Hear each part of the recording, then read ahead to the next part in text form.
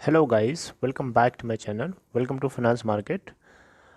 Guys, इस video में जैसा कि आप लोगों को पता चल गया होगा, वोडाफोन आइडिया लिमिटेड के बारे में बात करने जा रहा हूं। तो इस वीडियो के अंदर एक अपडेट हम लोग जानेंगे। वोडाफोन आइडिया को 3760.1 करोड़ रुपए मिल गए हैं। कहां से मिले हैं, क्यों मिले हैं, ये सारी बातें हम लोग जानेंगे इस वीडियो में। बहुत ध्यान से एक एक पॉइंट सुनिएगा।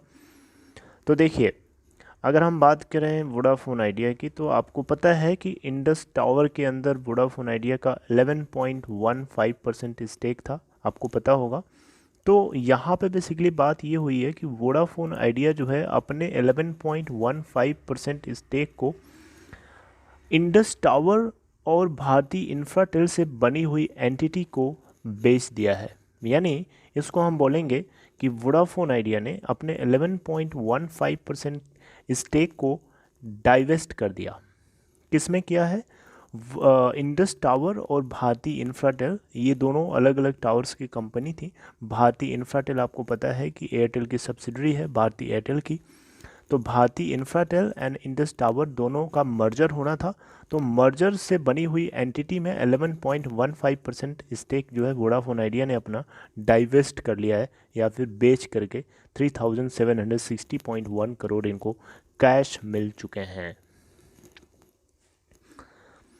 थोड़ी सी हम लोग मर्ज्ड एंटिटी के बारे में जान लेते हैं। आपको बता देता हूँ, यहाँ पे इंडस टावर जो कि इंडिया का नहीं, दुनिया का सबसे बड़ा या दुनिया की सबसे बड़ी टेलीकॉम टावर कंपनी है, जिसके पास 1,69,000 टोटल टावर्स हैं।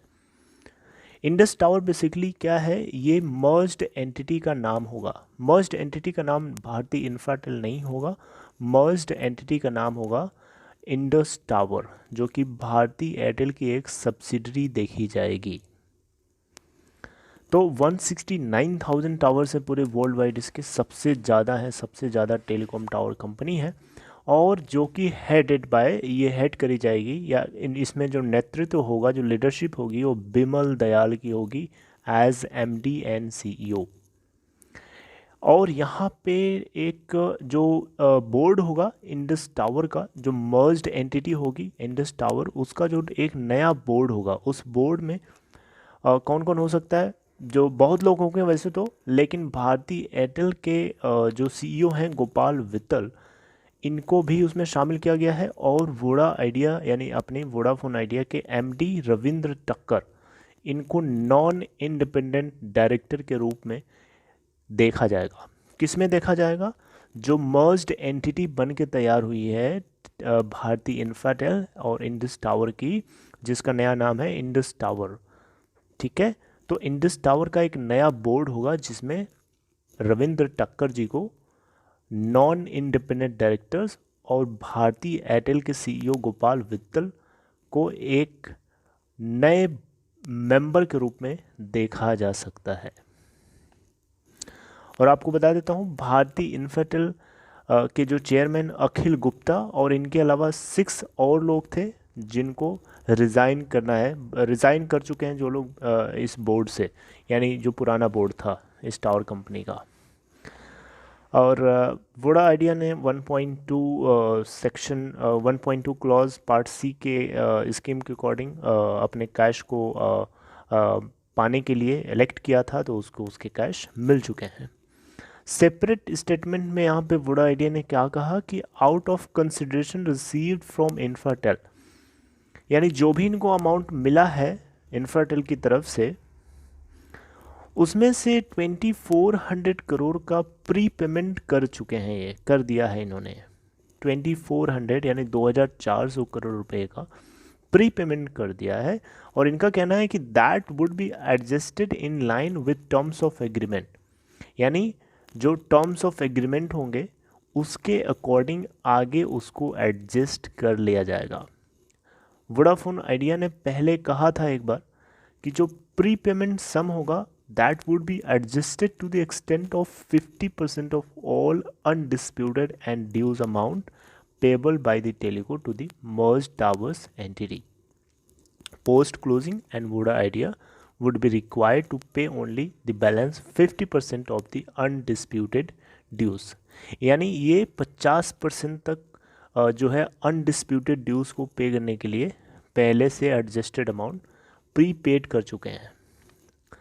और यहाँ पे फर्दर आपको बता देता हूँ कि जो भारतीय इंफ्राटेल का जो बोर्ड है बेसिकली उसने क्या किया है कि 57.8 मिलियन इक्विटी, लगभग इक्विटी शेयर्स जो है 10 रुपीज़ ईच, वो वोडाफोन ग्रुप को अलॉट किया है। वोडाफोन ग्रुप, वोडाफोन आइडिया की मैं बात नहीं कर रहा हूँ, वोडाफोन ग्रुप की बात कर रहा हूँ।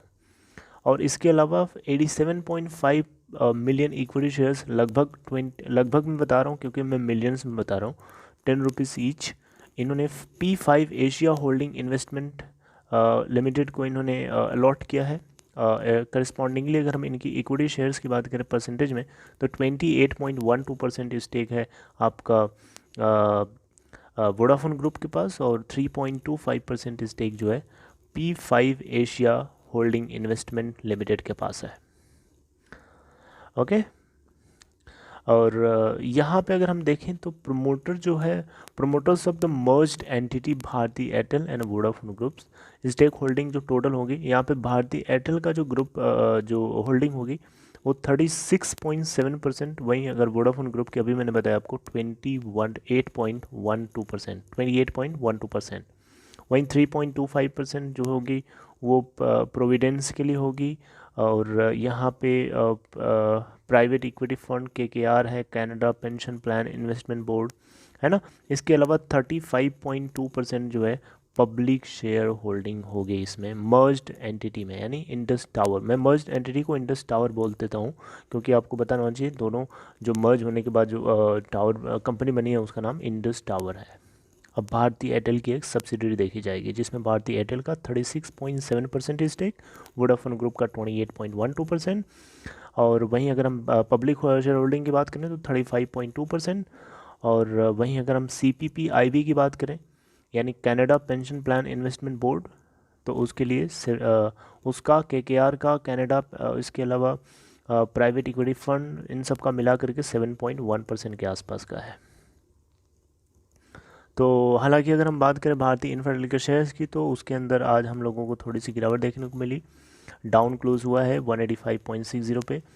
और वहीं अगर हम बात करें वोडा आइडिया की तो उसमें आपको देख ही रहा होगा तेज़ी है, और इस तेज़ी के पीछे कारण यही हो सकता है क्योंकि ये एक बहुत बड़ी बात है। इसके अलावा भी कुछ अलग से एक और अपडेट आ रही है, उसको थोड़ी अभी उसके ऊपर रिसर्च चल रही है और उसको भी आपको बहुत जल्दी ही अपडेट करूँगा। Okay,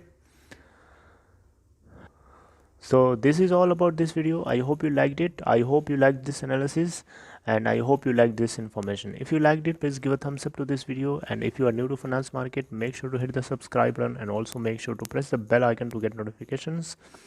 And if you want to open Demat account or trading account, follow the link given in description box of this video to open your account in Upstox. Okay, so take care guys, see you next video.